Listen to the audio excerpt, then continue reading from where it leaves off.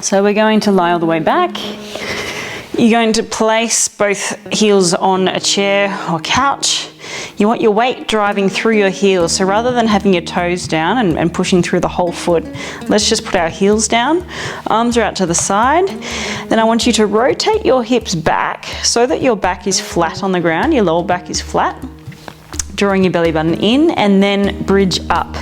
I want you to bridge up to a point where your knees are positioned at approximate right angles. So if I have a look there, I think that's about right. If you're too far away, so if you're too far away, that's greater than a right angle, and you're going to feel your hamstrings more.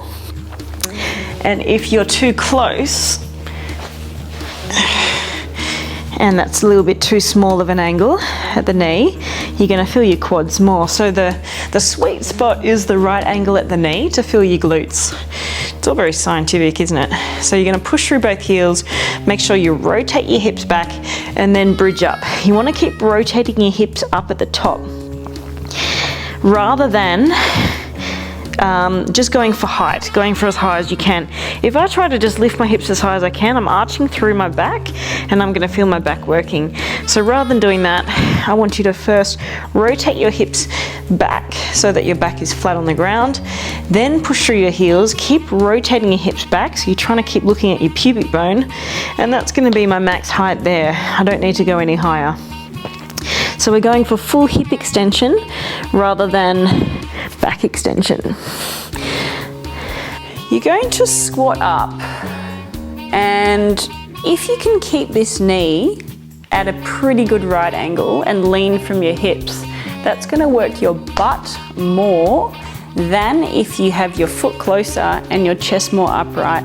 So whenever we do some sort of lower body squatting exercise, if you have your body more upright, less hip hinge occurring, you're going to feel your quads working more. So if I was just to squat up like that, I feel a lot of activity occurring in my quads.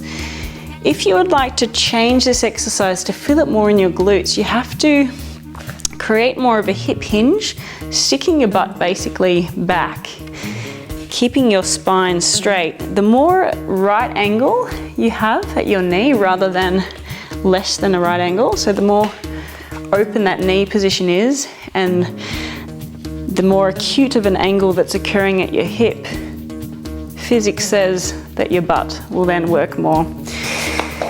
Knees and forearms, hips facing the ground, one knee comes up.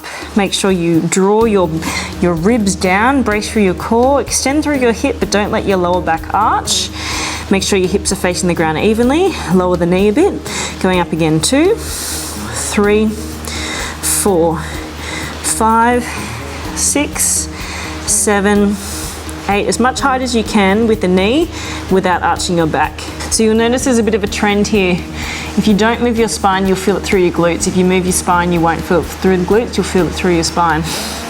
Another side, go 1, go 8, 9, spine is stiff as a board.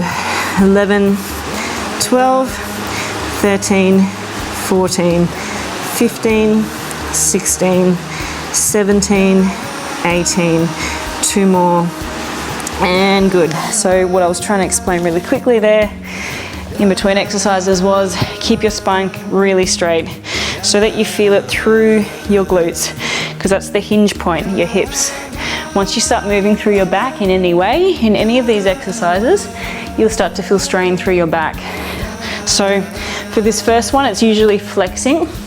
When you've got your foot on the bench, it's usually extending the back, which causes the issues. So just try to keep the spine nice and neutral.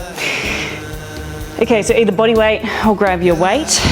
Standing on one leg, hips facing the ground, shoulders facing the ground, draw the shoulder back, belly button in, lift your chest, lots to think about. Bending the knee, going forward, straight spine, and then hinging from the hips to come back up.